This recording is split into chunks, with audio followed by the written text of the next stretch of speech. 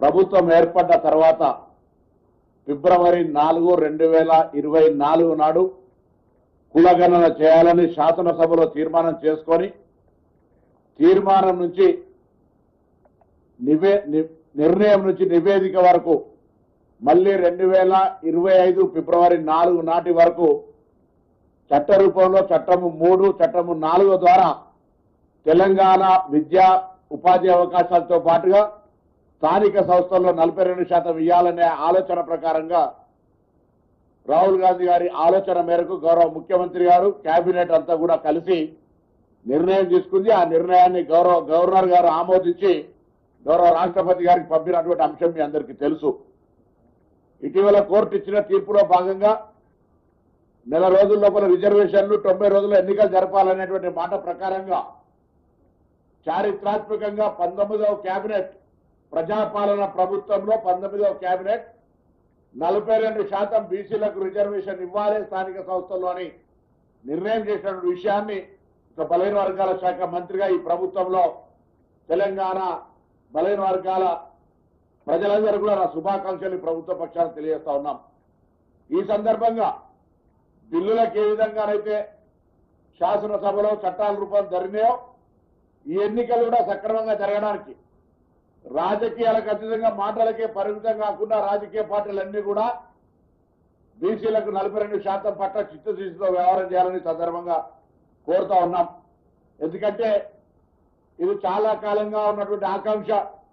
రాహుల్ గాంధీ గారు భారత్ జోడో యాత్ర సందర్భంగా ఉన్నటువంటి అసమానతలను గమనించి జిత్తున ఆబాది ఉత్తున ఇచ్చేదారి అని చెప్పి స్లోగన్ తీసుకొని ఇలా ముందుకు పోయే సందర్భంలో తెలంగాణ కాంగ్రెస్ ప్రజాపాలన ప్రభుత్వం ఒక రోల్ మోడల్ గా ఈ నిర్ణయాన్ని తీసుకొని ఎంపెరికల్ డాటా అనేక కోర్టుల్లో కూడా అనేక సందర్భాల్లో ఆయా స్థానిక పరిస్థితులను పట్టుకొని రిజర్వేషన్లను పెంచుకోవచ్చు అనేటువంటి వాటి ఆలోచనతో ఇప్పుడే పెద్దలు పొంగులేటి శ్రీనివాసరెడ్డి గారు చెప్పినట్టుగా ఈరోజు న్యాయపరమైనటువంటి సలహాలకు సంబంధించి కేబినెట్ లోకి ఏజీ గారిని కూడా ఆహ్వానించుకొని అన్ని రకాల కులంకషంగా చర్చ చేసి ఒక గొప్ప చారిత్రాత్మక నిర్ణయం తీసుకుంది ఇలా కేబినెట్.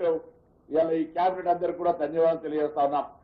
అదేవిధంగా ఈ బలహీన వర్గాలకు సంబంధించినటువంటి అంశంతో పాటుగా తెలంగాణ ప్రభుత్వం పక్షాన రాష్ట్ర ప్రభుత్వం గతంలో మనం ఉద్యమం కూడా నీళ్లు నిధులు నియామకాల కోసం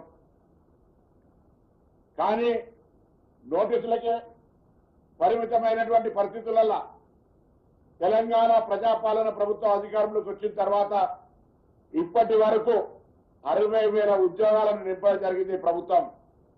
దాంతో పాటుగా కేటగిరీషన్ కు సంబంధించి ఇష్యూ ఉండడం వల్ల కొంత జాప్యమైనప్పటికీ కూడా దాదాపు 17,000 చిల్లర ఉద్యోగాలకు సంబంధించినటువంటి నోటిఫికేషన్లకు జాబ్ క్యాలెండర్ సిద్ధంగా ఉంది. దాంతో పాటుగా ఇంకొక 22,000 ఉద్యోగాలకు మొత్తంగా మార్చి లోపల 1,00,000 ఉద్యోగాలకు పైగా అందరికి ఇవ్వాలనేటువంటి ఆలోచన ప్రభుత్వం నిర్ణయం కూడా ఈ సందర్భం లోపల చేయడం జరిగింది.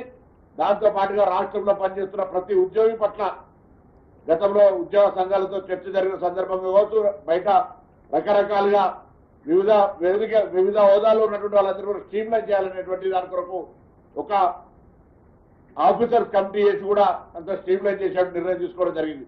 ఇందులో ముఖ్యంగా ఈ రోజు బలహీన వర్గాలకు సంబంధించినటువంటి ఒక చారిత్రాత్మక నిర్ణయం 42% ఇవ్వాలనేటువంటి మాటకు కాంగ్రెస్ ప్రభుత్వం కట్టుబాటు ఉంది.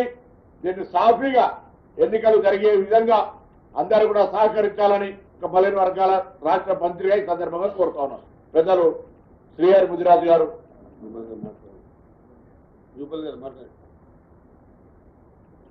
Jubilee sir